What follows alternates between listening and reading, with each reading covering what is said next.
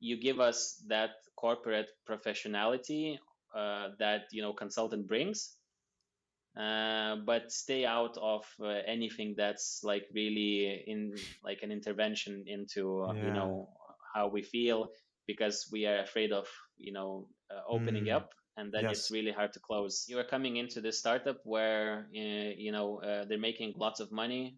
It's a big academy, and they have their own culture, which is, just a group of friends sort of started. Mm. And now when it's growing and fast and big, they are still having this mindset of, yeah, whatever, that sort of mindset. So it's changing from that to getting a bit more corporate, getting a Mm. bit more structured, and that was really tough. Maybe that's why I'm a freelance now for like 3 years or something. Maybe that's, Yeah.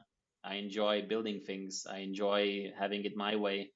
I enjoy even failing, like losing my Yeah. money and failing. But it was my decision. I didn't have enough time. I didn't think it through. I didn't do this. I didn't do that. But it's my decision, and it's kind of cool. You probably heard of Hmm. self-determination theory. It's like one of the three important needs. Oh, you're running away? No, I'm standing now. I'm just Oh, now you look bossy right now. Will you punish me for sorry. some reason? No, sorry. I'm listening. How would you define yourself? Who is Sharunas? What do you think?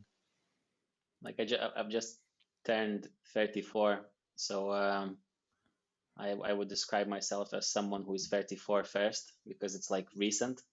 But apart from the age, just someone who's excited about technology, someone who's excited about education, someone who is excited about learning things, new things all the time. Um, yeah, just basically like interested in things generally. So that's how I would describe myself. And I recently went to this um, AI conference. There was this talk of a quite famous businessman, Ilya Laurs, here in Lithuania, and he basically was talking about like how we describe ourselves through our profession, and how these sort of framed mindsets of me being like, let's say, some sort of profession are like really blurred. And I really feel with myself that it's also the same. So I sometimes, depending on the crowd, I need to present myself as someone a little bit different all the time. If I'm doing one thing, then, Šarūnas is one thing. Then if I'm doing another, then I have to present myself a little bit different. So I'm just, yeah, someone who's like really interested in many things, I guess. It's like you have several hats, and depending on the Yeah. context, you decide which hat to wear. Yeah, exactly. So sometimes Mm. it's like a bit of a challenge, but then again, the more I work like really broad within technology sector, within consulting sector, education sector, the more I feel like that's just me, and Yeah. joining these different things that aren't supposed to be joined sometimes. But I Mm. enjoy experimenting with them, and then getting something from, let's say, technology, putting in education, getting something from education, putting into consulting, and from consulting to tech, and so on, and then joining these, and trying to come up with something new. And I like that. Yeah. I think we will definitely talk about your different hats, at least several of them that I'm mostly interested is maybe your hat as a technology person, your hat as a educator, right, consultant, your hat as a musician maybe, right? That's an Yeah. interesting part of yours. So a lot of interesting hats, with different colors, different shapes. So yeah, I'm thinking where can we start? Where do you feel would be a good place to start your history, your journey as a professional, as a person? It's a good question. I kind of feel like probably the uni. Okay. That's where I understood like that I am actually interested in learning things, because Mm. in school I wasn't that interested in anything academic. So I was just basically having fun talking to girls and my friends. That's it. That's all I was interested in. Riding BMX. and talking to girls and hanging out with friends. That's all I did in school. So me as a professional probably started when I went to uni, and I figured out that, like I am actually really interested in like geology, ecology, because I studied it's like science geography in the UK. So it has nothing to do with what I do now, sort of, but I really enjoyed it. And then I feel like it's where uh, I had this sort of eureka moment of learning can be really interesting, exciting, fun, and people around me can be also like inspiring, because like all of my lecturers that I had, they all had their own like science studies, and they took students with them. We were doing like field work, going to different countries, and it was just the most interesting educational experience ever. So I think that's where it all started, probably for me. So you are not like learning countries and their capitals, right? In the No, although I enjoy that, uh, like I recently had this chat with one of my teachers from one of my startups, and she had like geopolitical map behind her because she's a geography teacher. And I said, like, seeing the map, I said, like, what's new in like geopolitics, not in the wars and whatever, but thinking about the map. And she said, like, well, India is changing its name. And I was like, well, okay, that's exciting. it's somehow related to the topic that we were discussing in the beginning about identity. How is Mm, it important for us to have a name that is somehow closer to us, somehow to our heritage, to our experience? Yeah, it's mm. interesting. So geography, right? Yeah, yeah. Mm-hmm. But like science bit. So it's like, Yeah. hydrology, like everything to do with renewables, with hard and soft engineering of, rivers, geomorphology, how to basically manage like uh, like rural sort of landscapes with urban landscapes, and how do these things connect. So it's like it was like many different areas, and you could have chose you could choose any of them basically and go deeper into anything that you're Okay. interested. So I went into like kind of like paleontology, but not really. I went to Wow. something which is basically taking from a sediment core, taking diatoms, which is like algae bloom, and then putting them under microscope, of course, before preparing them, and then interpreting what species you find within the realms of fluctuating climate.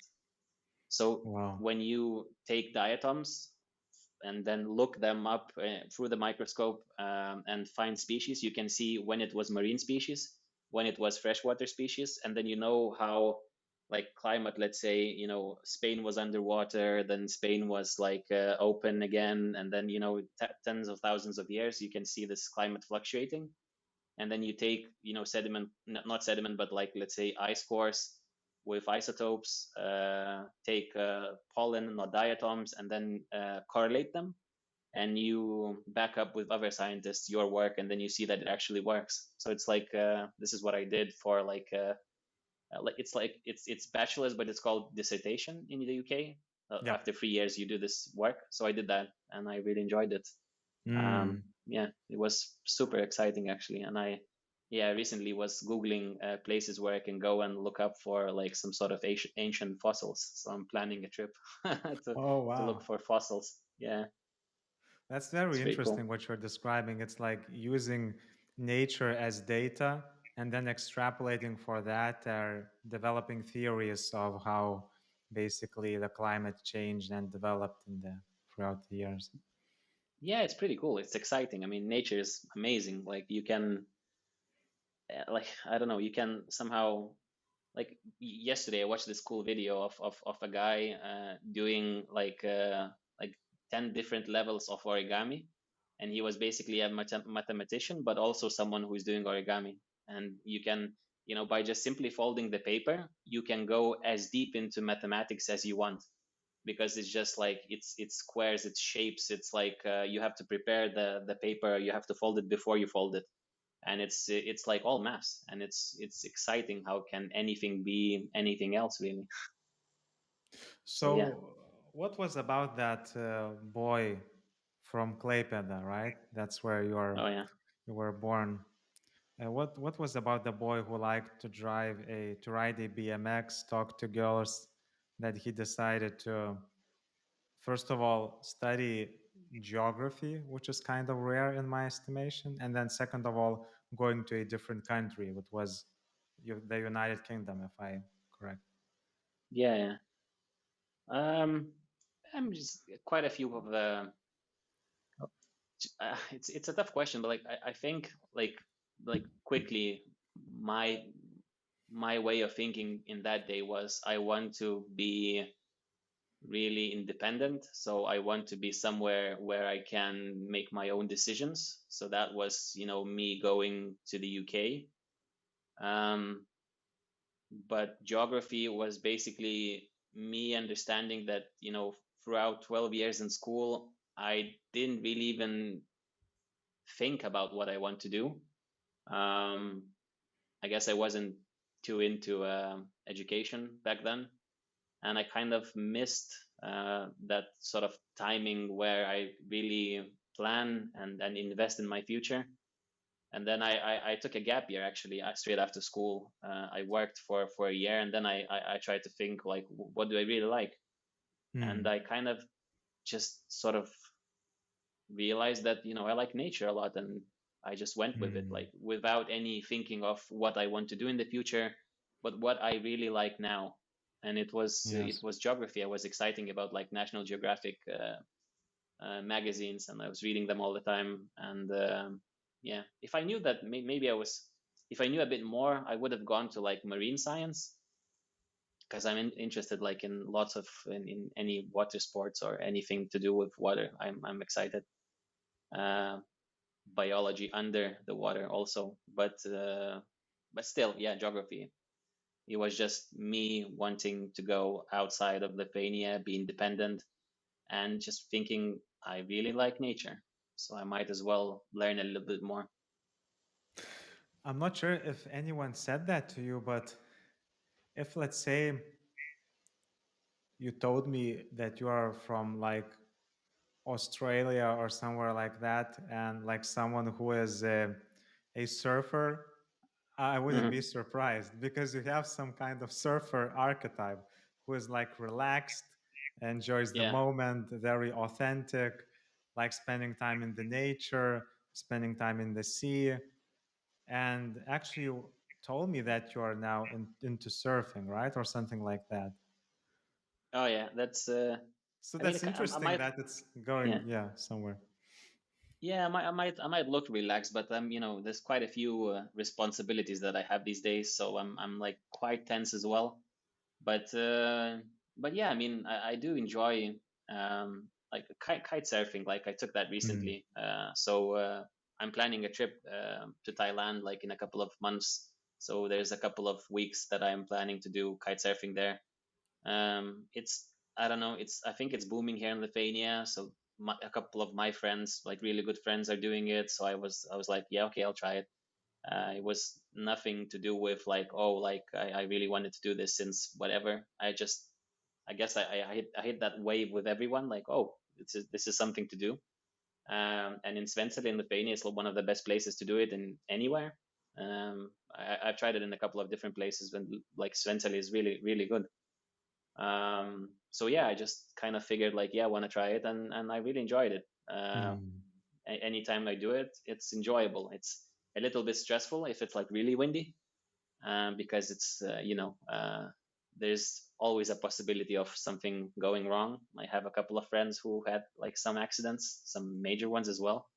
But it's really relaxing and exciting at the same time, and you are in this moment, which is desirable, because the more older I get, the more things I get on my mind. It's like I think about way too many things, from anything to do with geopolitics to anything to do with the startups that I do to anything to do with a talk that I have to do soon, or any deadlines. So Yeah. when you just go somewhere where you have to be like really in the moment, Yes. it's good. That's totally true. I call these flow inducing experiences. Flow in the sense Mm, that you are in the moment, you are absorbed, you are engaged, your skills are used to the extent that it's difficult, but also a little bit easy as well. So we're like in mm, control, but not necessarily full control. And mm. that feeling of being almost on the verge of falling, metaphorically speaking, that what gives that flow experience. And anything opposite, where we have to strategize, think forward about the future, about the next thing we need to do, it's, I call, stress inducing experiences. So Yeah, I think it's good to be in that flow inducing mode as much as possible in life, I think. yeah, and I try and catch more and more of Yeah. these moments with anything that I do. But sometimes you kind of like get overwhelmed with everything, and then it's just sort of um, like if you have a routine of doing, these things that help you to get into that mode, then that's actually a really good thing. Like if you just remind yourself, like if you feel like, oh, what should I do, and then if first thing that pops into your head is one of those things, it's really good, I think. Hmm. Okay, so if we go back to your experience studying abroad, studying the science of geography, like in a general sense, because you studied many more things, and yeah, you completed those studies, right? What Yeah, happened then? What was happening in your life? yeah, kind of. I was thinking. I was actually thinking of doing like a PhD, because if Oh you do wow. well with your bachelor's, you can sort of jump through masters, and I had this opportunity. But I was homesick. Hmm. It's been only like 3.5 years abroad, but bachelor's is not 4 years like here in Lithuania. It's 3 in the UK. So, but I got homesick, and I Šarūnas, wanted to go back. Yeah, what did you miss about Lithuania, about your home country? some pretty girls.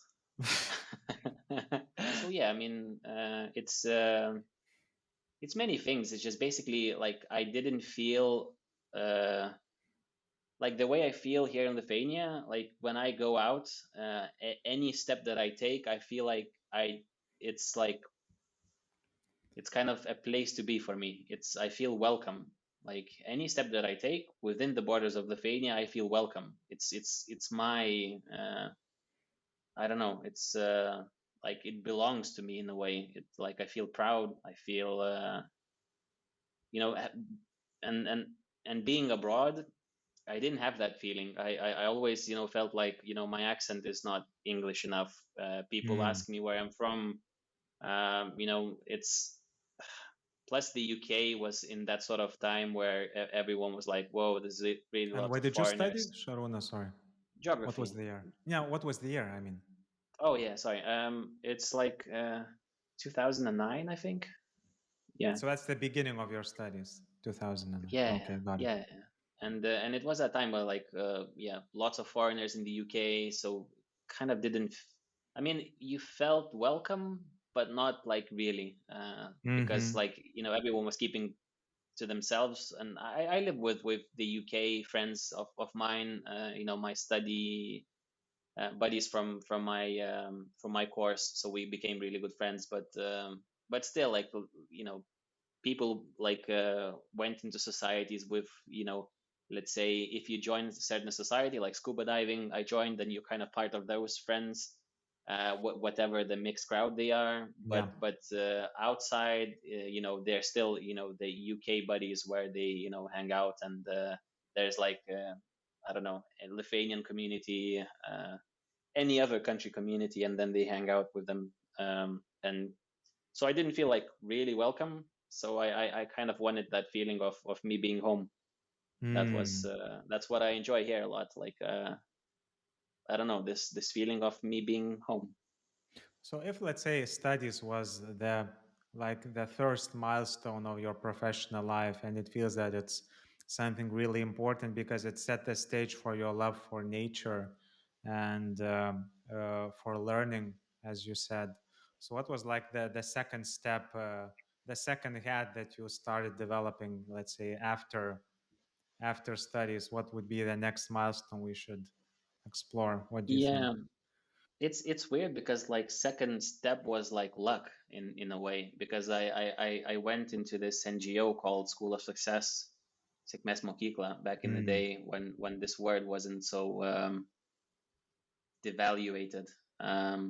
Which word? But Success or education? success, yeah, Ah, success, got it. because it was about us creating educational programs for the youth, and it was that's a weird one because luck, because I just sort of saw it, I applied, and I got this, being like a project manager within this NGO, like only 4 people, 5 people, and it changed everything to me because I could have gone to like, I don't know, some sort of whatever geography thing.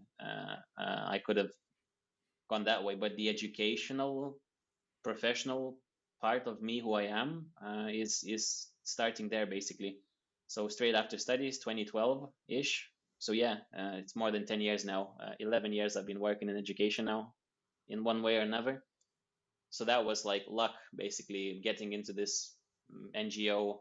There was more people uh, who are more experienced, but I got the job because I was just excited, because I wanted to do that. I saw it and I was like, yeah, this is for me.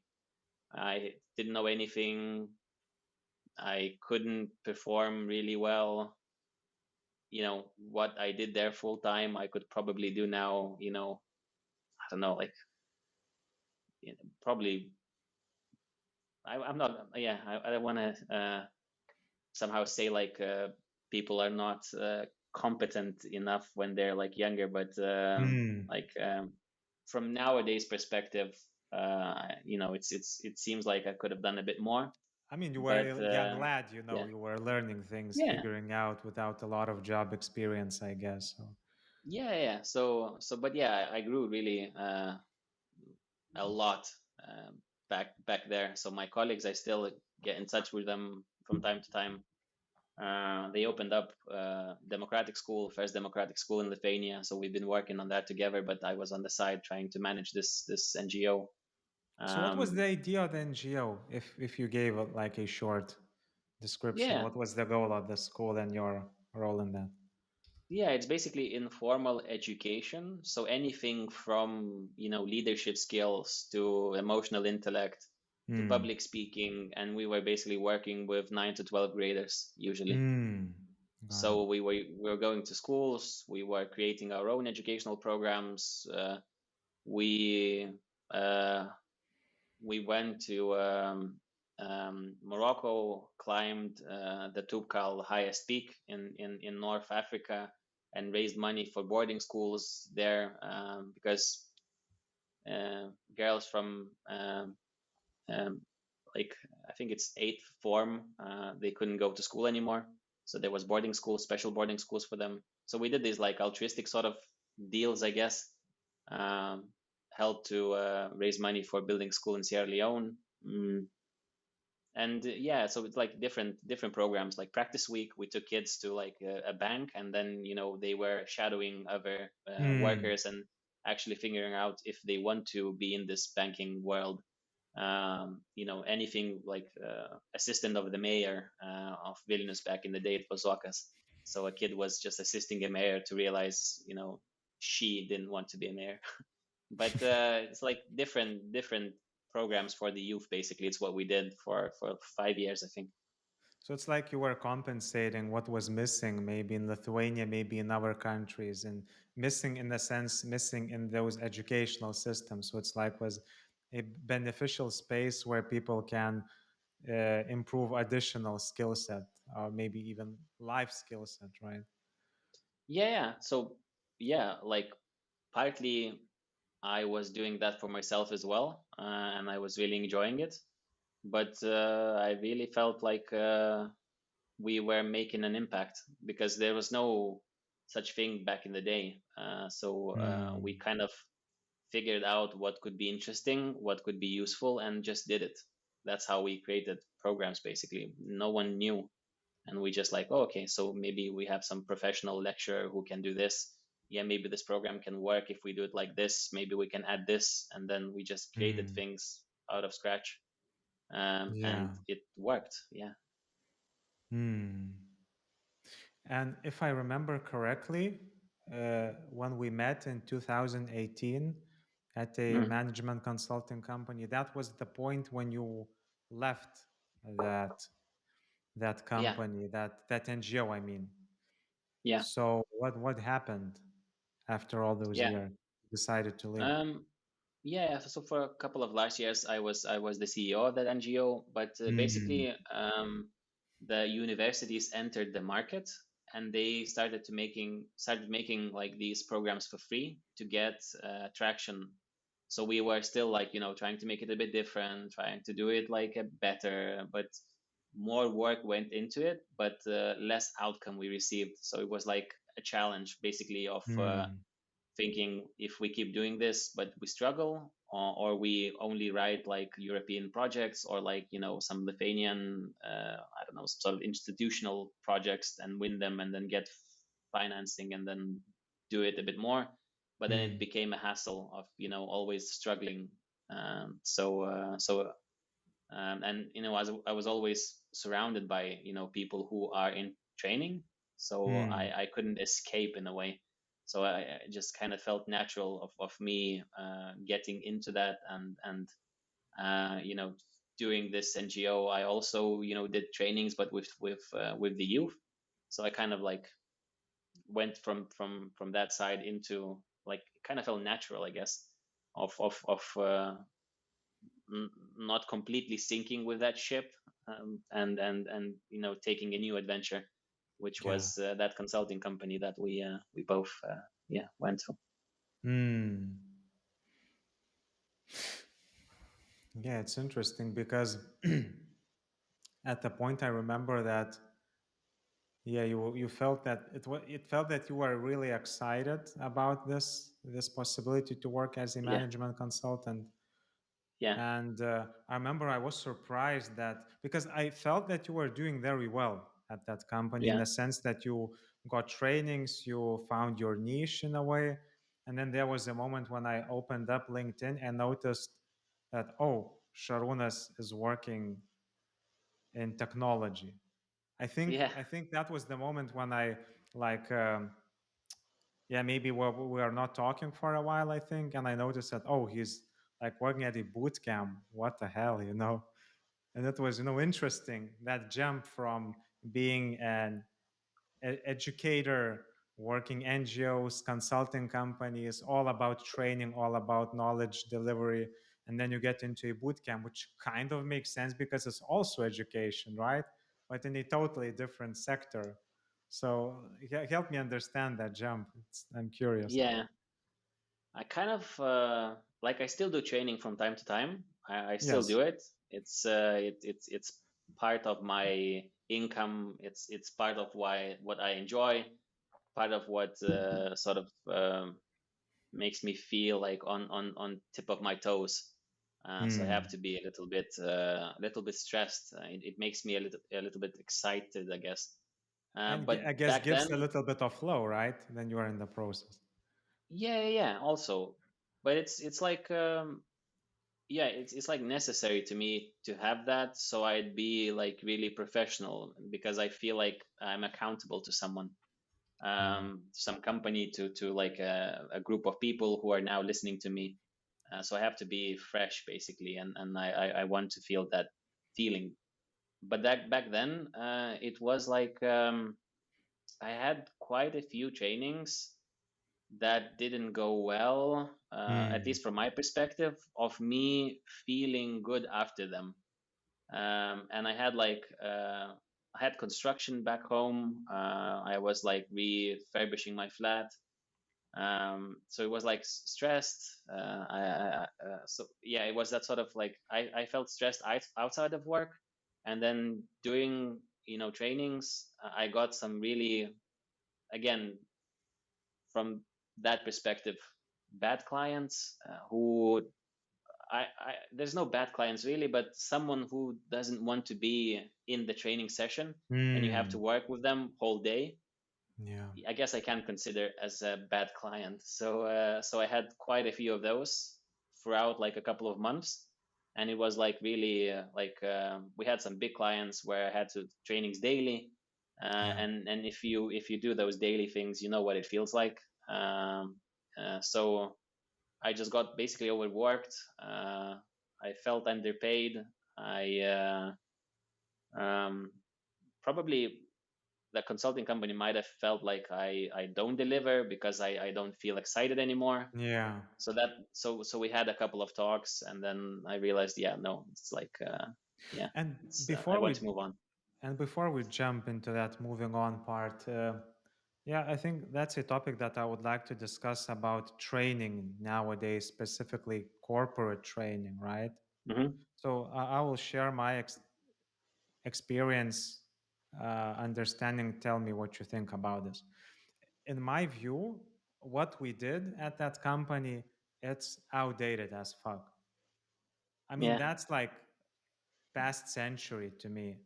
Like going in front of people and just either presenting some ideas or doing some games with them, uh, like um, like team buildings or workshops. Even if you include some experiential learning where you talk about feelings, all those kind of things, I mean, the framework still feels flawed because the reason why companies are hiring consultants, it seems, is to fill in like lines in their budgets. It's like, okay, we need to buy some trainings because this is what we were doing like for ages. So we have to do something about it. And Hmm. sometimes it doesn't feel that companies are actually thinking like broadly what exactly do they want to solve? What do they exactly want to learn? And it feels like it's like a some kind of entertainment-ish thing that we will pretend that it's not entertainment just to get Mm. some knowledge, and I don't know, I feel for some reason very skeptical about even the benefits of those trainings on exact learning because, okay, even if you get some new insight, get some new ideas, how do you exactly measure whether the work improved or performance or whatever, so I feel that there is some kind of maybe shift happening because new forms of learning are becoming a thing, and maybe coaching, maybe something related to that. It seems that e-learning is the thing where people even don't need to be in the room. We just decide when they want to get the knowledge and how do they want to get it, and it's becoming very like user centered, where the user, like the learner, decides how they want to learn, what they want to learn. And it seems that the best trainings are those that even don't resemble training. They are like totally different things, like for example coaching, where you are with someone in a room or a team, and you're doing psychological work and learning from that, and then changing your behavior upon that insight. So what's your take on the current state of corporate training? Because even you're doing something different with your own activities. So Yeah, that's I don't know. I have like this dichotomous view of from one perspective as I would call myself a professional. So from that side, like I kind of like believe in it because I work in that field, and I feel like it's needed. But from the other perspective, as someone who sometimes, I don't know, needs some help from other trainers, I feel like it's kind of like you told me, just like a show. Someone comes in, talks, you reflect a little bit, do some sort of exercises, and then leaves, and then you're stuck with the same result that you just had. So I don't know. I like, you know from today's perspective where I am a freelance person. Mm. So I just kind of really enjoy getting things done, and I really like saving my time and not wasting it.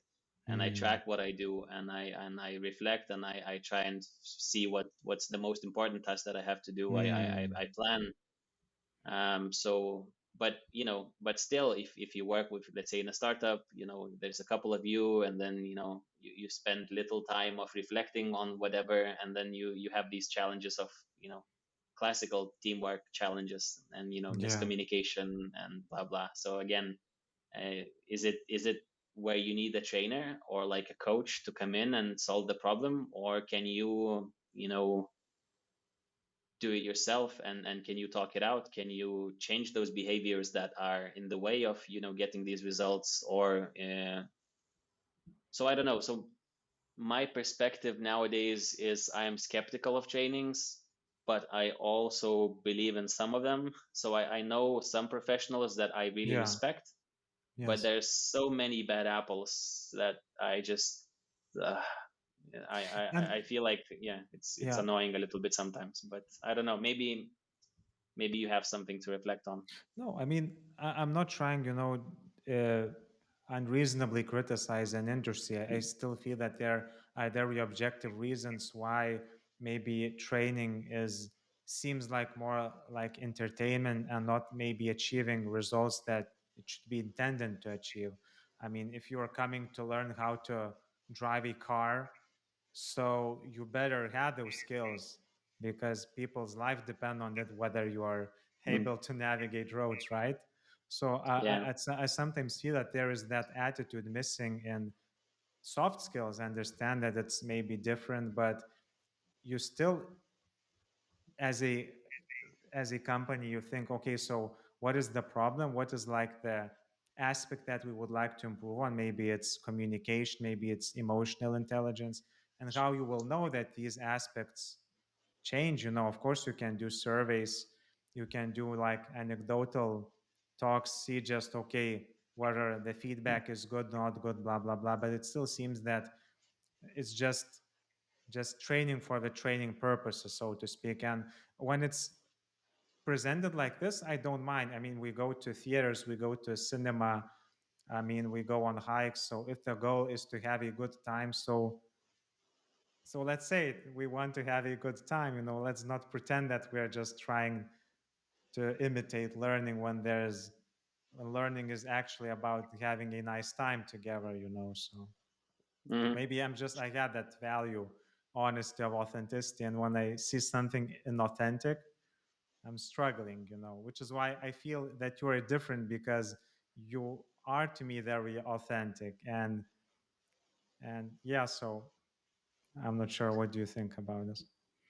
yeah, it's kind of I have this like I have this seasonal thing called Pashkom LT. So it's basically Yeah. like I take companies and do training in the woods, in the forest. I take them to nature.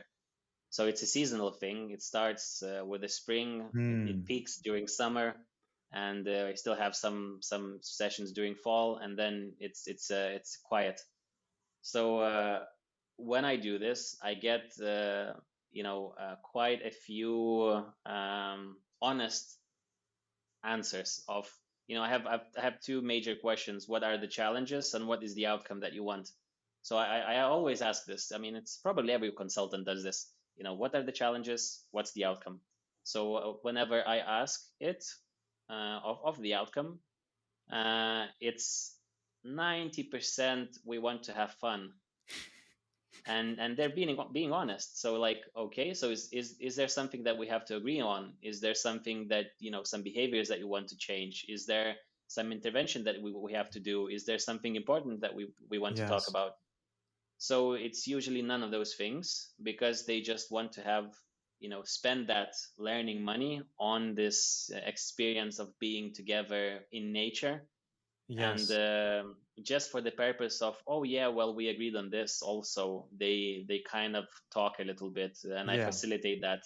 But mostly usual than not, they want to just have fun and enjoy themselves and not get into talks. And maybe it's because of this concept of me taking them to nature. But I feel like they're avoiding questions like let's say we recently had this with a tech company, like oh no, my HR department, they really all like quite like overworked, and let's not like get into these hard questions, because I usually like you know try and develop certain questions that we go through Mm, during our hikes. yes. And so I sometimes get this feedback, and I recently got it like, oh no, they're like overworked, they're like overperformers, so let's try Let's and take like it easy, right? go. Yeah. And then to me, as someone who thinks that my time can put lots of value, it can bring change, it can be positive to a company and to those people within that company, like I feel like, why then choose this? Then you can actually Yeah. pay quite a bit less and take something much more fun, like what's fun in hiking with your colleagues and talking about work. It's not Yes. too much fun, but I guess it's a little bit more fun than staying in the conference room and talking about the same things. Yeah. So I guess it's that. But I guess more companies are more open and like more um, like honest about saying we just want to have fun. Yeah, but you give us that corporate professionality that consultant brings, but stay out of anything that's like really in like an intervention into Yeah. how we feel, because we are afraid of opening Mm, up, and then it's yes. really hard to close. So unless we do like something like a yearly program, which probably is the only thing that really works. It's starting, continuing, and then finishing on whatever the results you wanted, or whatever Yes. the outcome you wanted. Yeah. So that's my take on it. Yes. Amazing. Thank you, Šarūnas, for your honesty. And I love that you brought up your project because, um, yeah, I appreciate one that you're talking about your needs and showing people what you do. So we need those clients, right? But yeah, I'm kidding. But I guess the most important thing is that I really would like more people to hire you because and I will tell you why. Because in tech, we spend so much time sitting, so much time against the screen, right?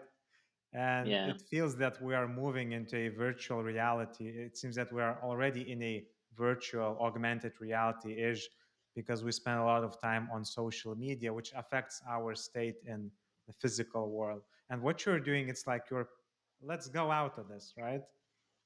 let's let's Yeah. take those legs, let's take those hands and use them like our ancestors did. And I think that's very important, first of all, for well-being. So like physical exercise, breathing oxygen, seeing what a beautiful country we have, or others have in other countries. So it feels like it's not necessarily about training, it feels that it's more about well-being, and especially physical well-being, social well-being, because you're doing together. And when it comes to the training part, it feels that it's like a Frankenstein, because if you actually Mhm. want to have fun, so have actual fun and do something fun, go play bowling or whatever. If you want depth, go to a counselor, go to a coach or a team coach and talk things through. If you need actual learning, so fucking learn, go take a skill, learn the theory and apply it. Basic stuff. No need to invent a wheel, And now it feels that we ended up in a situation where trainers, and I feel compassion for them, trying to be everything: entertainers, psychologists, like guides or whatever, and now just do everything at once, but don't make it too unprofessional, but also not too serious. So it's like, oh, what's happening, So yeah. Yeah. Hmm. It's a good point, actually. Yeah, we kind of, from one perspective, you can actually look at it like this, because I sometimes feel like an entertainer. This edutainment sort of thing. Well, I Mm, this, like I play music, and I used to do like with talks drums, right? with drum sets. Yeah, I Yes. used to do trainings with drum sets. Like I used to do even with the band. I tried it with one big company, and it was like I was, I'm accredited with disc, and I did this like. Each instrument is like a letter, and then I explained it through an instrument, and we actually Nice. jammed, we played music, and we recorded music together with the company, and it was like a concept that I just thought of and Wow. sold it, and it was like, yeah, okay, let's do it. So it was quite weird, but Was like it people successful? enjoyed it. Yeah, it was People actually. enjoyed it. It's Mm. yeah, I couldn't. Yeah, if enjoyment is success, Yes. but basically, yeah, I wanted to do it more, but it's just like really costly, with the band, with Yeah. the instruments, with recording, with post production work. So it's like it's hard to sell, and it's those things where it's like it could be part of your like Yeah. resume, and then you have to like always try and sell it, and so it's just like too much hassle. So what you're describing is also another hat of you, a music therapist. Because what Yeah. music therapists do, they are using instruments, playing music, inviting client to play an instrument so that they would feel out things, and Mm, basically it's, as I said, you're trying to navigate all those kind of hats in a trainer role. So I think it's sometimes we ask too much from trainers, and I feel it would be easier if people would just specialize in something. And okay, so we need to care about our physical well-being, let's hire Šarūnas because he will take us on a hike. Or maybe we need some emotional expression without the serious talk, let's do maybe some music expression with playing drums or mm, whatever. So yeah. yeah, it's interesting to feel that it feels that we are on a similar page here. So yeah. Yeah, I kind of enjoy experimenting, but I also agree Mm. on you. It's like it shouldn't be like the hassle to the consultant of trying to do whatever is not natural to that person, or trying to somehow make education fun. And learning is not fun. Change is not fun. Usually it's not, So unfortunately. just suck it up. Yeah, suck it up. Learning is difficult, so it's you have to do it. But Mm. you can make it exciting, I guess, It's like, if it's interesting. yeah, sorry, Shonas, to interrupt you. When you were talking about having a personality assessment with drums, let's say it this way, Yeah, you reminded me. It reminded me of children. When they come for yeah, therapy, you have to have toys, you have to have yeah, painting, to have something for them to do. And it feels like yeah, sometimes that we are so serious about everything that when we in companies, in corporate environments, that we when we get on a training, we just want to let it go and just have fun. So it totally makes sense that companies are actually hiring consultants to have fun because that's what they need. It's difficult to express that need openly, that look, we're using this money to just drink our asses off and basically have fun. So yeah. yeah. But it's interesting, like how like recently I was invited to this event like a couple of days ago. It was at National mm, Painting Gallery, and the guy, Mm. it's called in Lithuanian. So it was like an ambassador's day. Yeah, yeah, so quite a few like politicians came, like all of the prime minister, the speaker, and like ministers Wow. of.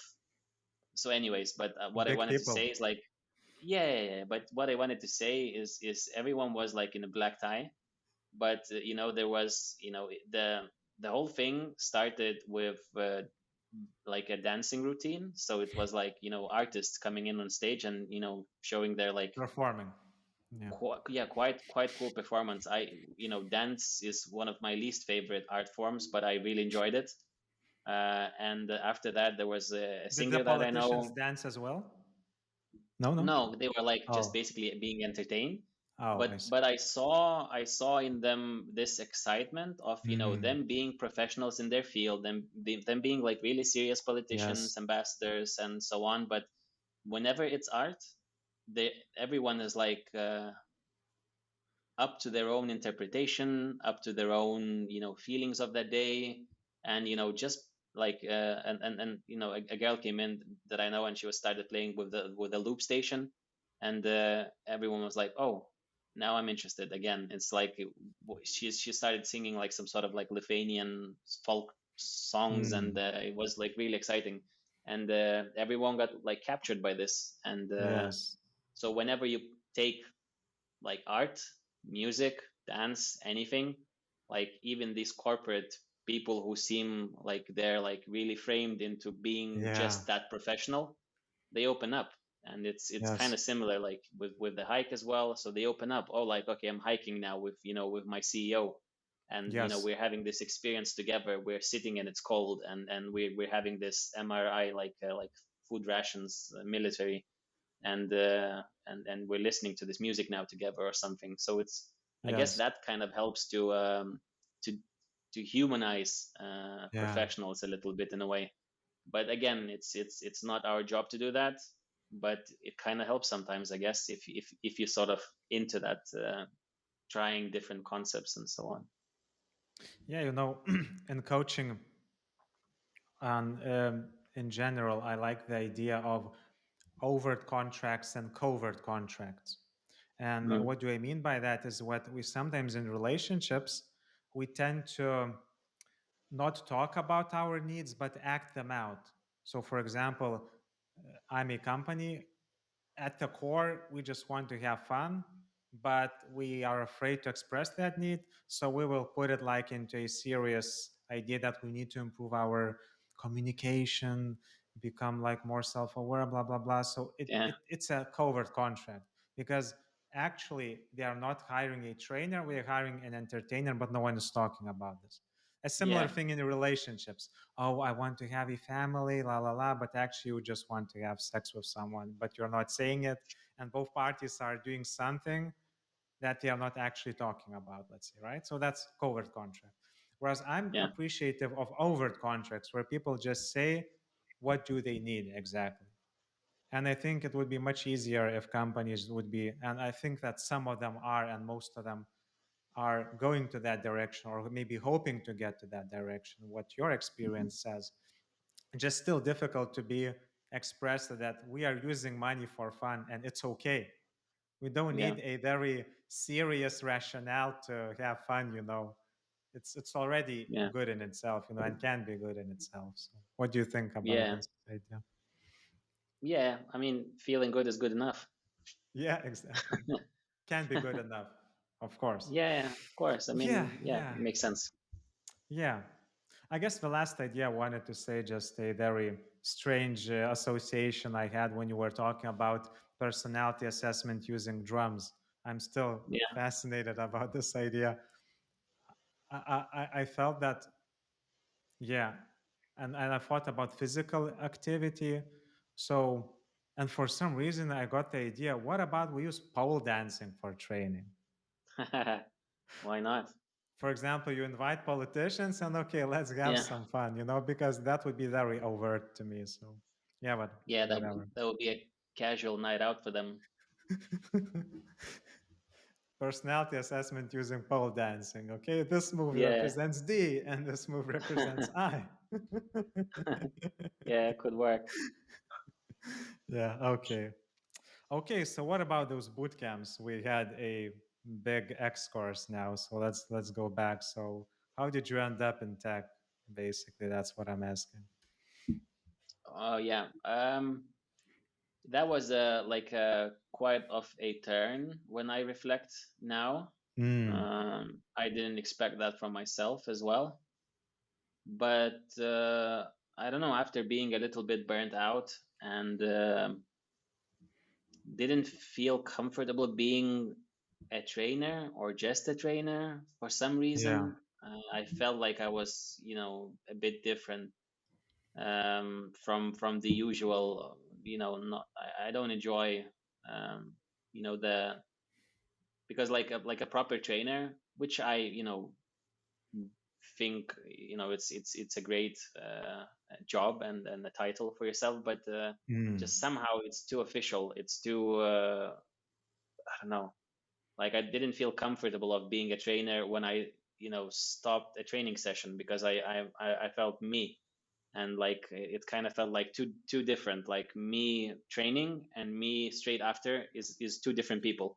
Oh, I Like see. I'm really tensed and I really do like really intense things, and then I'm really relaxed and I go play drums, go into a concert, go whatever, hiking and whatever that I do. So it felt like too different to me.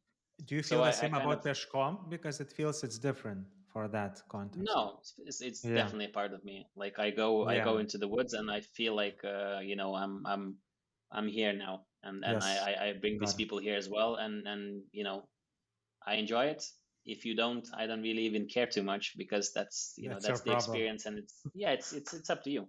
But if you are in a conference room, we're stuck in this. I'm not Yeah. in the open, so it's like a bit. I have to go through it with you. I also, like, as a professional now, I really don't care too much, but I still care a little, because it involves me, and then I have to deal with that, and it's a little bit easier You if know you what? are outside. It sounds like it's like trying surfing in a swimming pool inside Yeah, a building. yeah, okay, kind Something of like makes that. sense. For Yeah, some reason, I got this image because it seems that you want to be in the sea, but sometimes you had yeah, to be forced to be in a pool and do something with in the pool. You know. Yeah. yeah. It's tough job. So anyway, so I kind of Got felt it. like a bit closed in and then overworked, and Mm. so I just kind of felt like, okay, so what do I want to do? And I I realized that I have no knowledge in tech, and I kind of felt like there's no way of not using tech in the future. And now it's everything, that y- everything to do with tech is exciting. So all the startups, all the issues that we have with tech is basically, digital skills. So we are lagging behind the leaders in digital skills of grown-ups in Europe. If you add tech to your job title, it adds at least 50% higher salary. It's like all of Mm. these little different data about technology is beneficial. We're still lacking more than 14,000 IT specialists in Lithuania. Mm. It's you can take data from any angle, and it's always like 14 it or goes like 40? 14. 14. It's still yeah, it's still 14. Yeah, it's like 14 to 16, and each year it's still lacking. I'm not sure about displaced Belarusians, Ukrainians now. Maybe they filled the gap a little bit, Mm. but anyway, so I kind of felt like, okay, I'm lacking this. I like to learn. Maybe I want to make this shift. I have this background of education, so the boot camp is about educating people in tech. Mm-hmm. So I had this educational part, and I opportunistically applied, and then they were like, oh shit, we didn't expect someone with these sort of skills to apply. And then I applied to like something simple, but in a couple of months I went to COO, and I was See, trying to always manage like the whole chief what? operating officer. So it's just Operating like a officer. managing director in a way, but I was Mm. basically making sure that we have whoever enrolls has a good experience and learns as much as he can, and whoever is a lecturer does the best job that he can, so this bootcamp can be the best, basically. Yeah. So I tried to figure out how to manage the team that I had, and how to make these any IT course just really better, as Yeah. best as we could.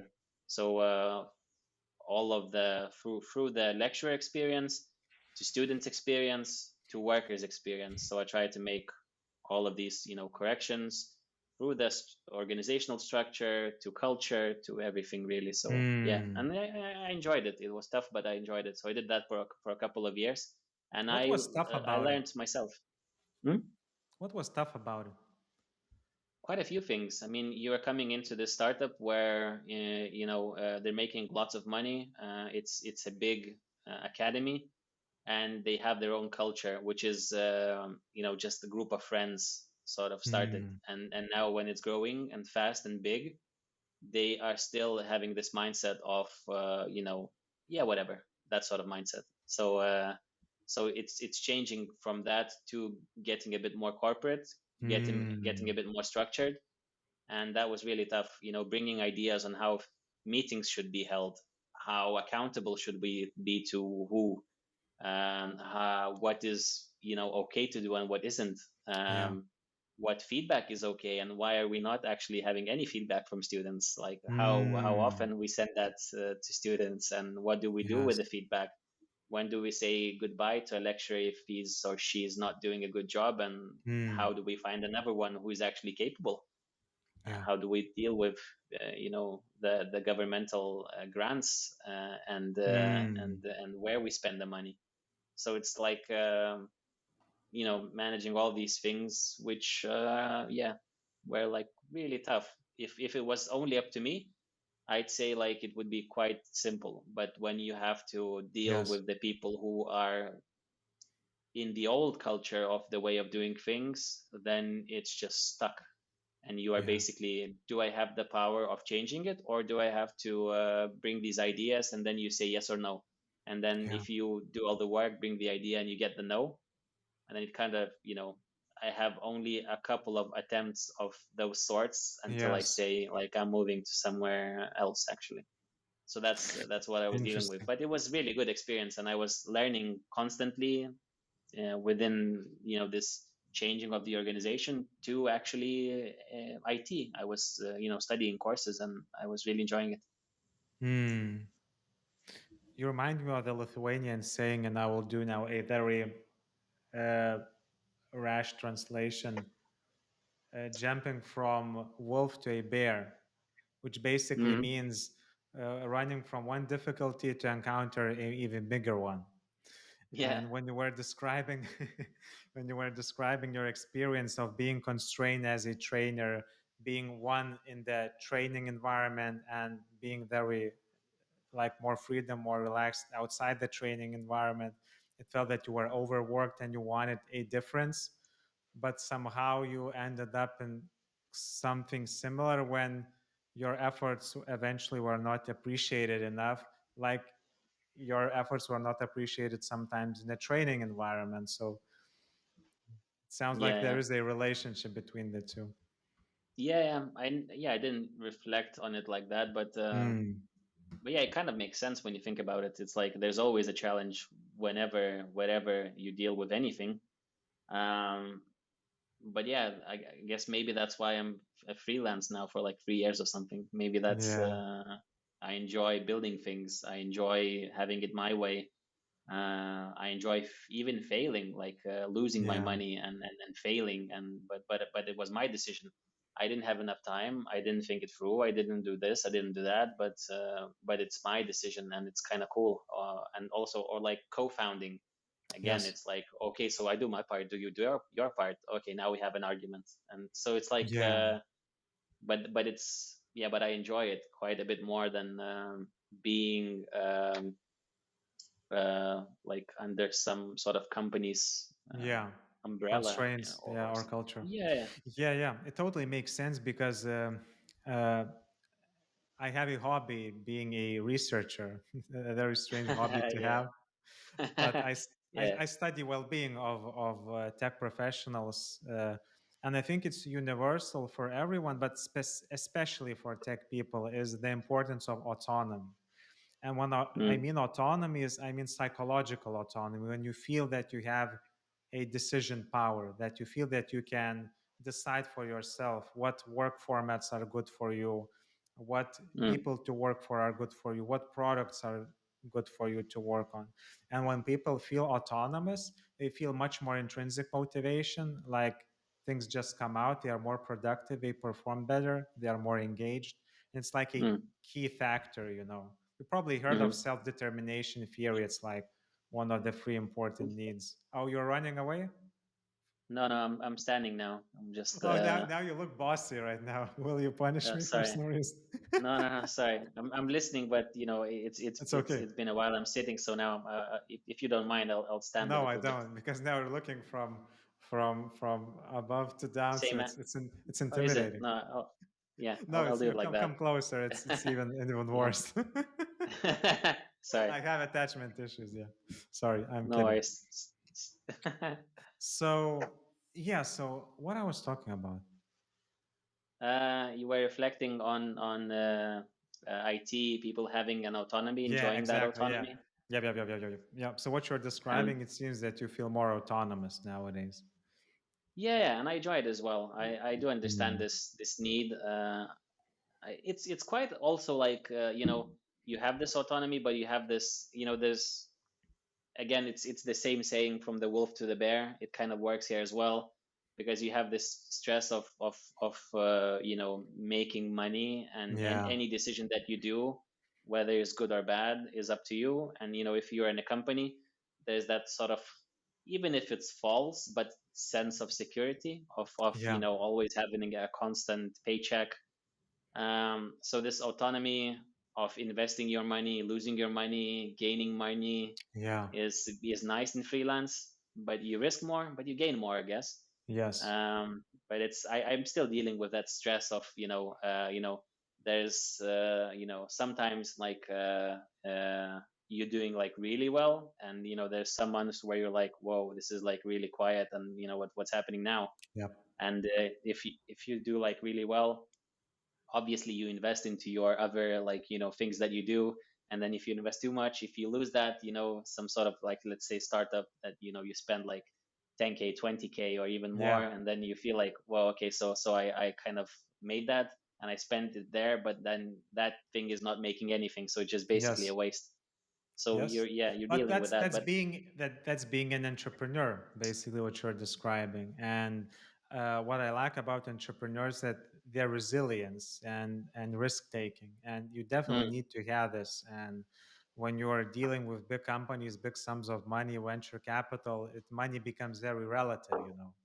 It's a mm, little bit different, I think, when you're a freelancer, because I think it's even tougher, because one thing is to juggle someone's money, the other to juggle your own investment. So yeah, I can imagine the stress that you can get. But at the same time, as long as the autonomy and the benefits of autonomy outweigh the stress, still autonomy will win. It's people will always suffer more when their salary is reduced at a company without their will, as opposed to when they decide to leave a company to a different company based on their own will. And oh same yeah, situation, you're losing the same amount of money, but totally yeah, different perspective. So, yeah. Plus, yeah, if you know, if you have that base of, you know, enough, which is, you know, paying your bills, paying your sure. mortgages, you know, paying for like some sort of holiday or whatever, then you're good. And you know, the rest is just like nice to have, really. And even, Yeah. of course, you feel safety if there is like some money in the bank, and then you are sort of like, okay, I'm good for a year or a couple of years, or even more. But it's more exciting, yeah, to take that money and invest it into somewhere, and then see how it goes, and then work on it, and then, you know, learn or make some sort of Yes. other gains. I had this weird idea. Let me know what you think about this. I had this spiritual idea that stuff, like material stuff that is not conscious, has a purpose. And if you buy, let's say, I don't know, a TV, the purpose of the TV is to be watched. If, let's Mm, say, you buy some kind of, I don't know, a waterboard, the purpose of that waterboard is to be used for waterboarding. And I think that people, when they have too much stuff and they are not using it, in a way they are harming the purpose of the thing that you bought. mm, And this is why I like yeah. minimalism, and this is why I like the idea also that the purpose of money is to be used as well. It needs to circulate. And if you're Mm, holding it in a bank account and doing nothing, you're not achieving the purpose of money. And it's wrong mm, ethically. But if you yeah. use it strategically, you think about it, you use that money to invest, maybe to buy something for your well being, for your family's well being, or your, I don't know, doing whatever that is money is supposed to be done. I think you're allowing money to be used for that purpose. And the only exception I have is that people are just using money for no reason, that it's not strategic. So we get into a different extremum. So Mm, yeah, so what you're describing, I feel that it helps money to feel purposeful in a way, if the money can yeah. feel anything. Yeah, that kind of makes sense. But yeah, from the other perspective, if you have lots, you're not happier. That's what That's I exactly I the don't, thing.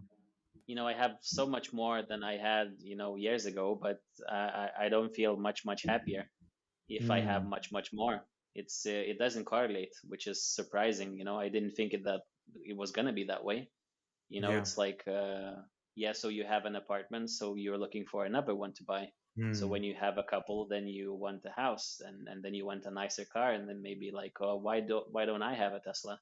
So Yeah. it's like, all these weird, like, you get into this loop sometimes of wanting more things, or even having more things but not using them, and then it's kind of like a headache.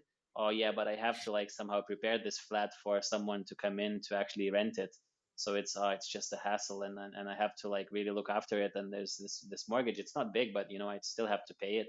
And Yes. then it's sometimes like having more, like coming back to this minimalism that you mentioned, is probably making you less happy, Yep. and having less is making you more happy because you don't have to think about it.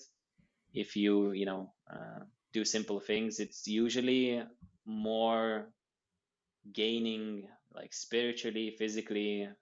You don't need much really when you think about it, but Yep. for some reason we get into this loop of, it's like this corporate sort of mindset, or an entrepreneurial mindset, or just I don't know what it is, but it's kind of like, there's this energy that you have to like Yes. somehow do it more, Yeah. and then you get into this loop, and yeah, sometimes like just doing something simple, something that you enjoy, I think is like quite a bit more valuable than doing something that gives you the Yeah.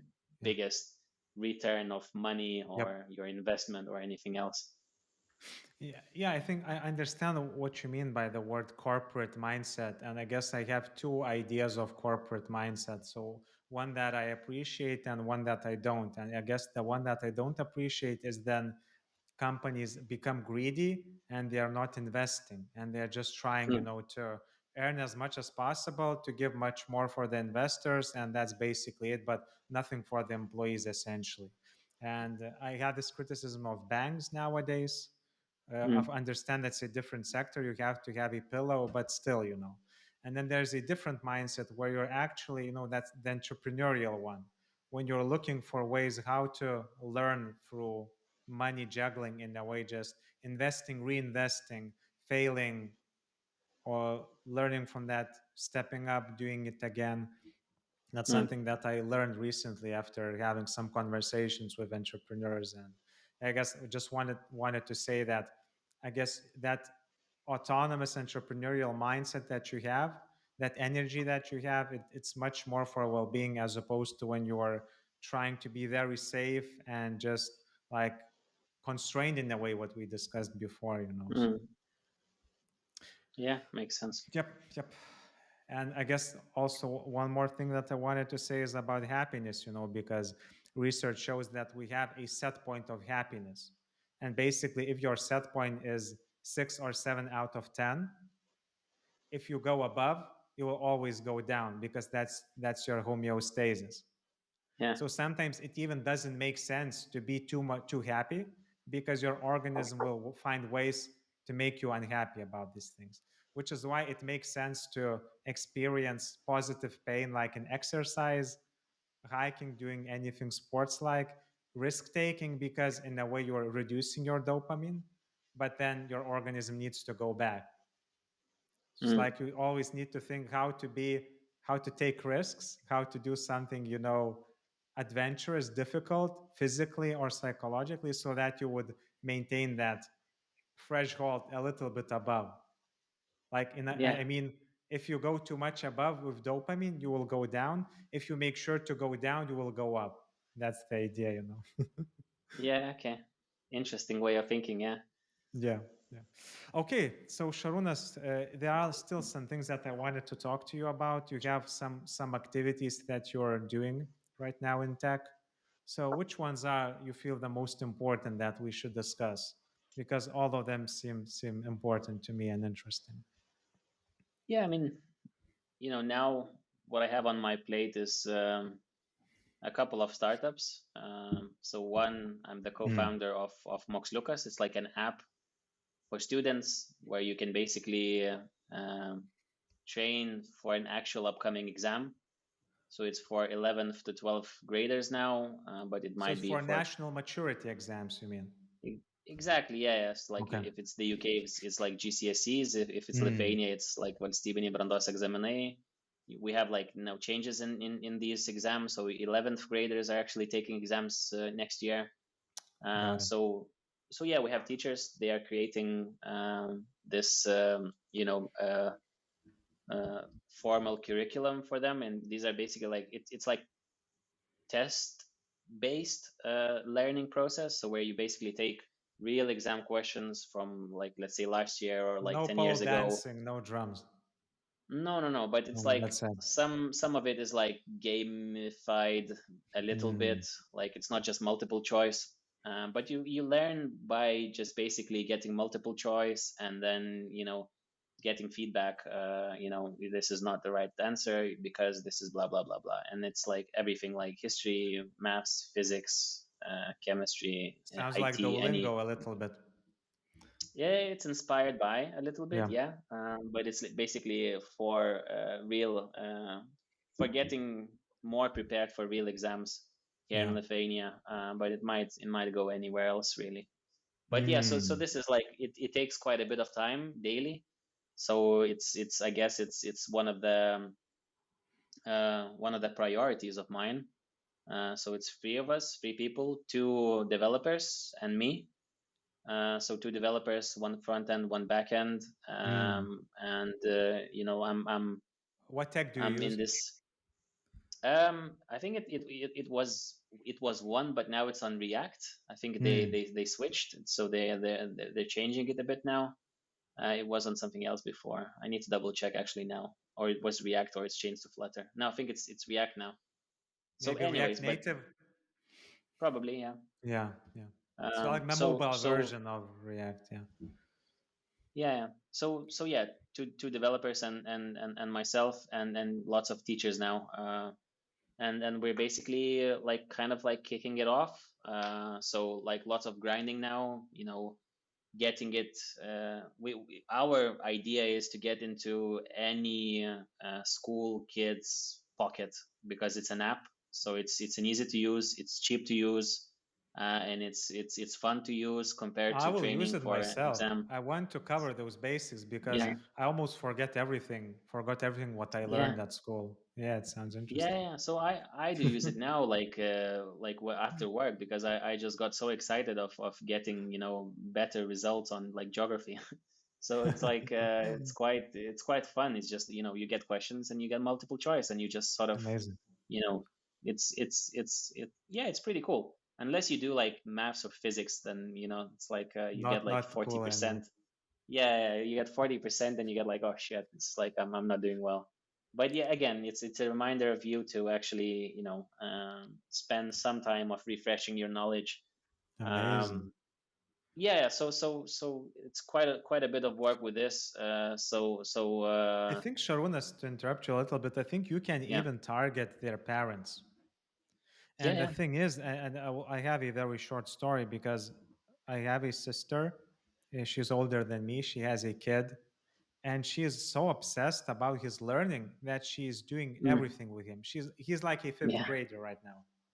So yeah. it seems that sometimes it feels that she cares more about his learning than he does, you know.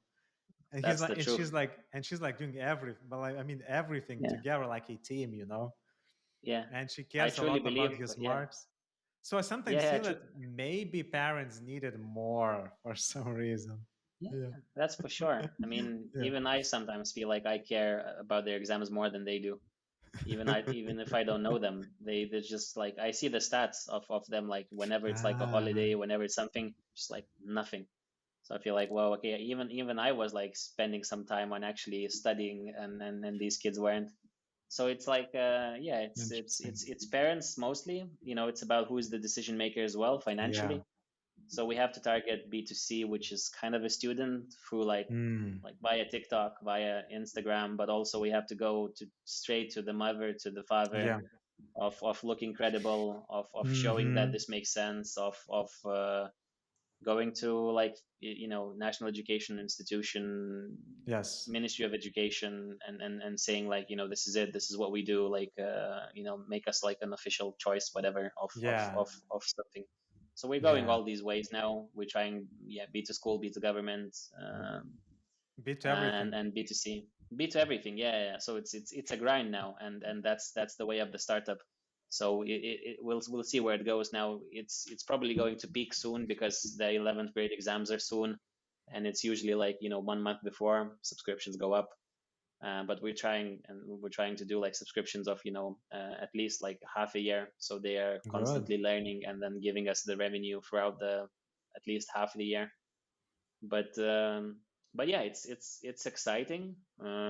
It's fun, and yeah, it's kind of a startup where you have to do everything. And when I was a consultant where you just come in, say what's wrong, and then go back to your day.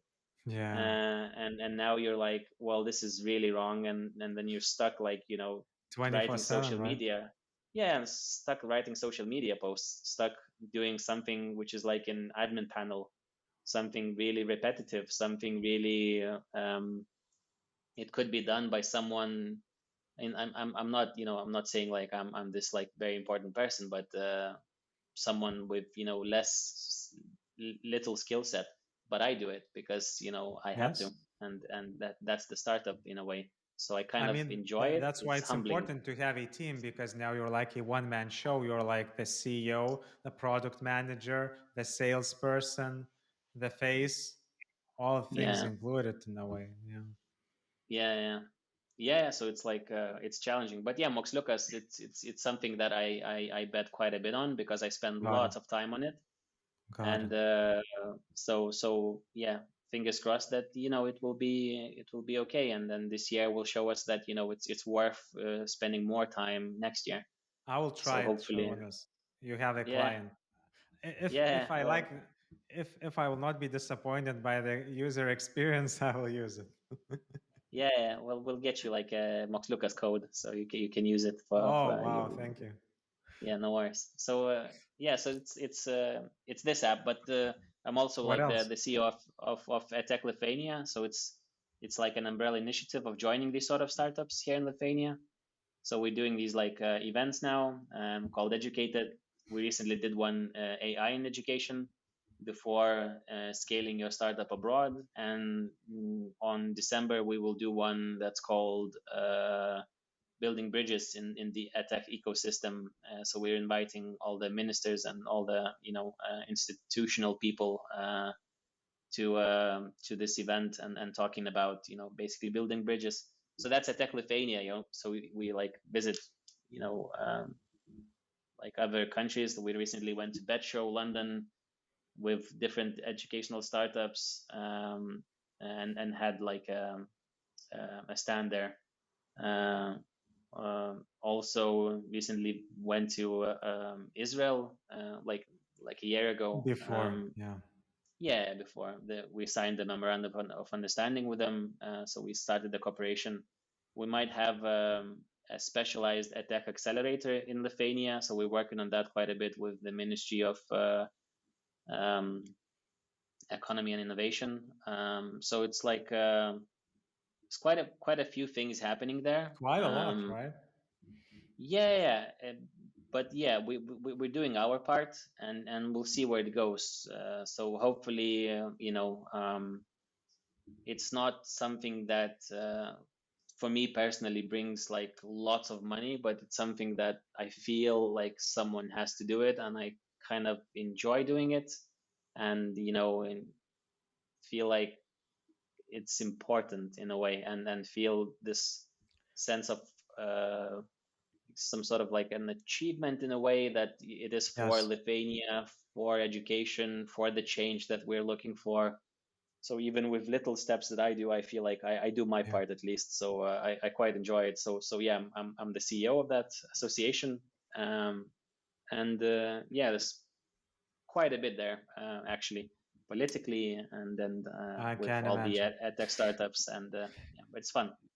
Yeah, I mean, in my research, I try to, uh, how to say, talk about the importance of different forms of happiness, because Mm, happiness is not a single thing. A lot of things go. So we already discussed, flow and engagement, which is like about the here and now and being in the moment and growing and learning from and enjoying the experience. So it's like one thing. Then we also talked a little bit, I think, about hedonic happiness, satisfaction, which is about security, about prospects, about career opportunities, about paycheck, right? So that's like the usual understanding of happiness. But what you described right now, it's like, I'm not sure if you heard of the concept, but it's like eudaimonia, or Aristotle's term for happiness, which is like like, translates to good life or a mm, ethical life. And it's mostly associated with like growth and learning, but not in the moment, like in flow, but like in general. It's also related to meaning and impact. So, for a professional to have a balanced well being, they need all of three. So, you need that satisfaction, that security. You need that being in the moment and being like not thinking, not ruminating, not stressing out, but also you need to make sense of all those things and see that you're making an impact and it's meaningful and it creates value, and it feels that it's not maybe the activity that you enjoy the most, but you see a purpose and it's like driving you in a way. So all these three have to be in checks and balances. Yeah.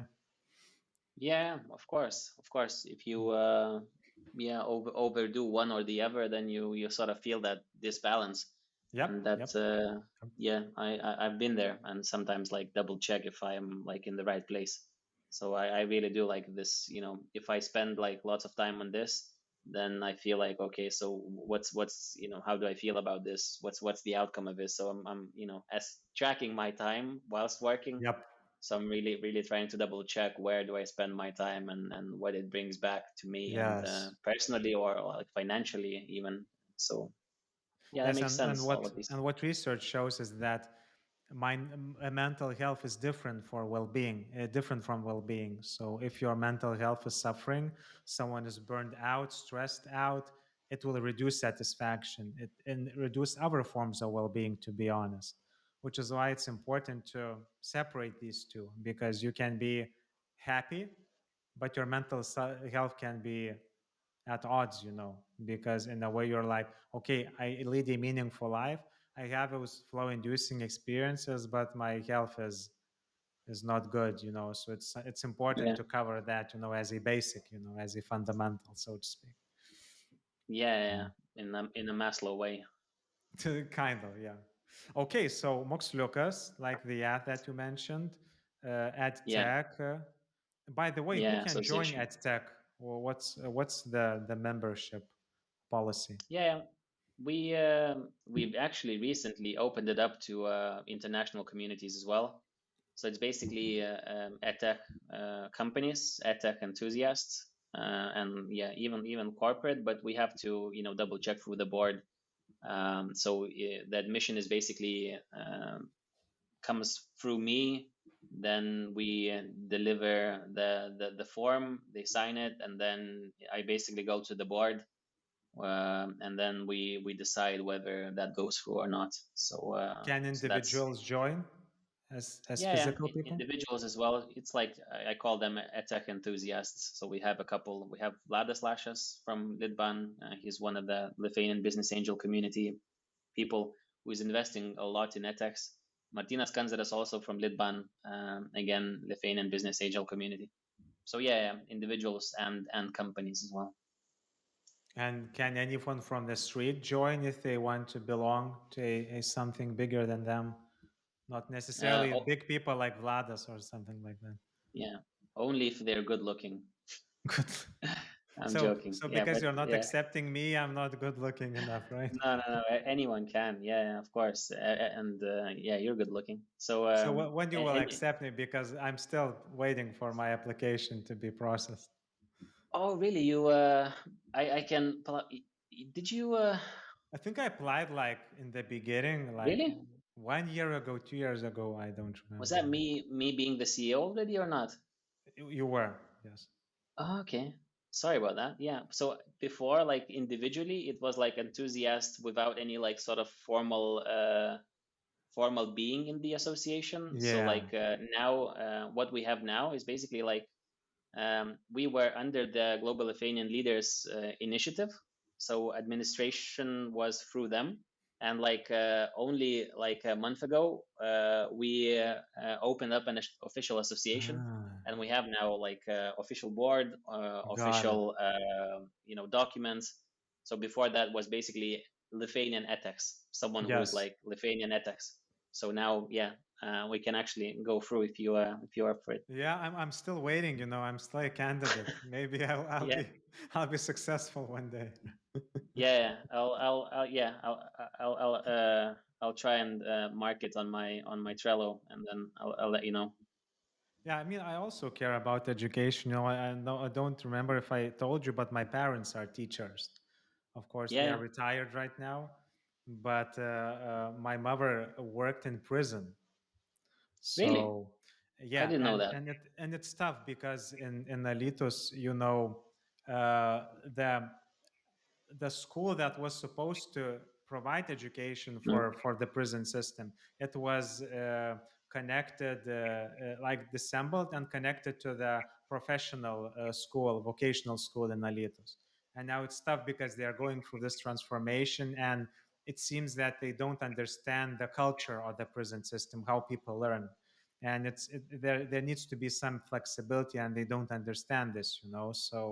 So I feel that Moxliukas could be also something if there would be a web version, for example, for those people to work, because there are classes, computer classes, where you can come to study for informatics. mm. So they would be able to maybe prepare for exams and maybe get an education. So you think about it, it can be a niche for you as well. Yeah, like a prison niche, but Well, yeah, but, they yeah, are yeah, of course, they, and they are it's people as well. So no, and it's quite exciting. Yeah, I mean, it's the people that you could go pitch to them.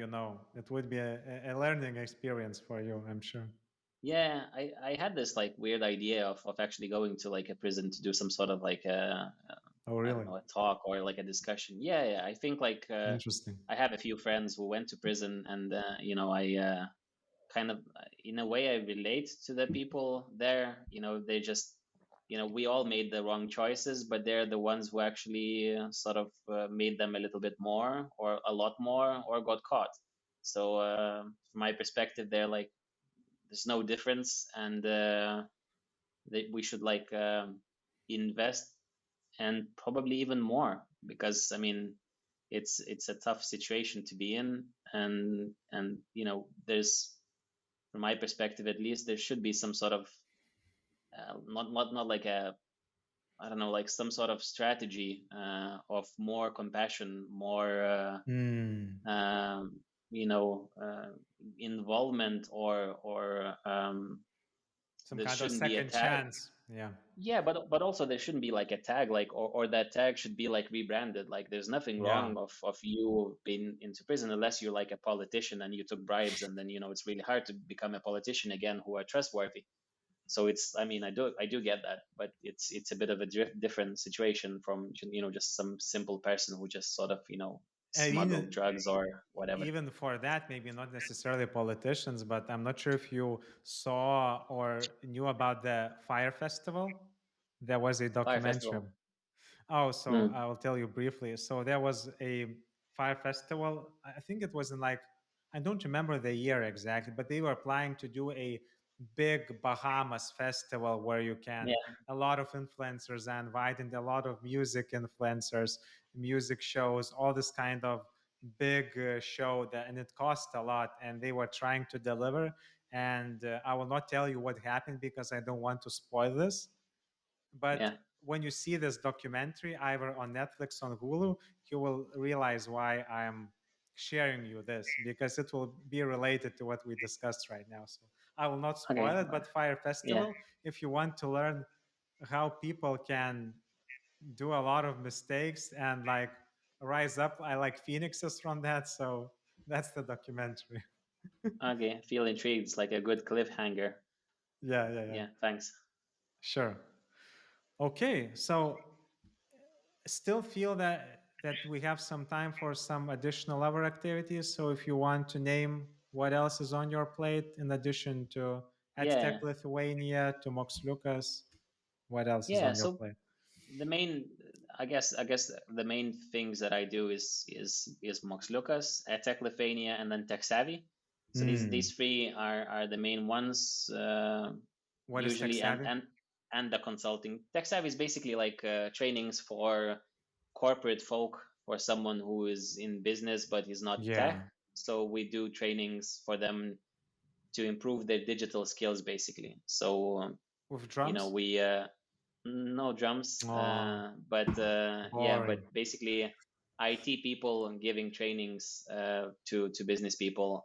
So Mm. we have people who do like even like some sort of like practical sessions with, let's say, chat gpt or just some sort of Yeah. AI tools, and using generative AI tools in your daily life to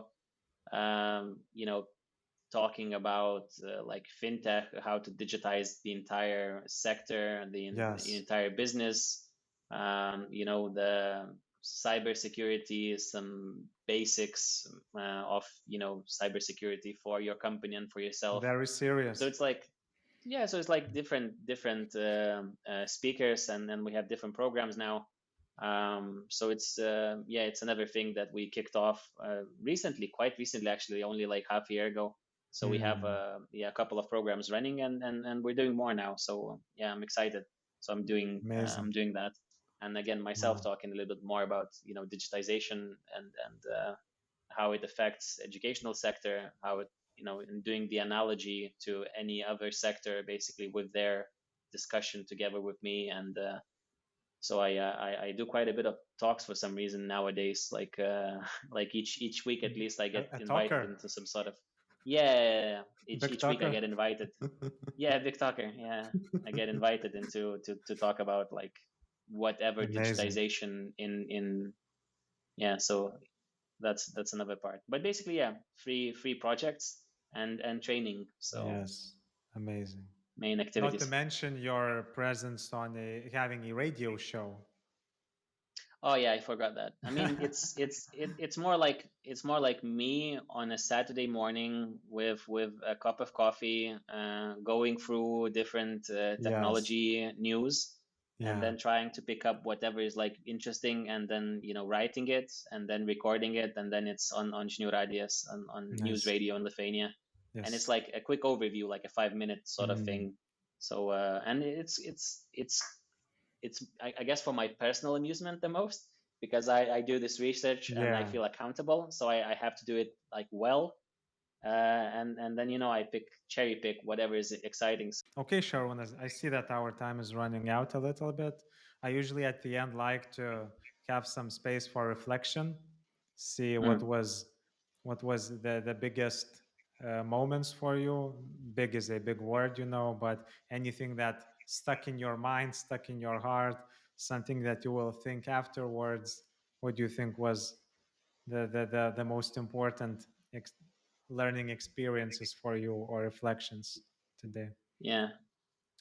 Um, yeah, it's nice being on the other end of not being the one who is Mm, moderating the talk. I'm yeah. usually the one who's moderating, and you get a little bit tired sometimes. So I Mm, enjoyed that uh, part of me being relaxed and just waiting for you to come up with the yes. question, and then thinking, not being too stressed about anything, just relaxed and reflecting. So I like that bit of being on the Mm, other end, which yeah, I thank you for that again, no having problem. me here. And but yeah, reflecting again a little bit more about myself. So it's like yeah, we I do quite a bit. Like when we had this chat, it's not been just a year or 2 years. Like I've been doing quite a bit more than people usually do for like Hmm.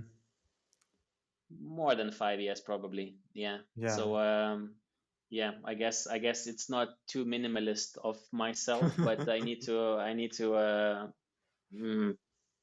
either have someone to do other things for me or do a little bit less. So that's my reflection of talking about all the things that I do today. Maybe do some outsourcing, right? Yeah, exactly. I see. Okay, Šarūnas. So that was an amazing time. It was lovely to see you again. Yeah, pleasure. Yeah, so till next time then. Yeah, thank you again, Povilas. I really Thank enjoyed you. it. Yeah, Thank thanks. you.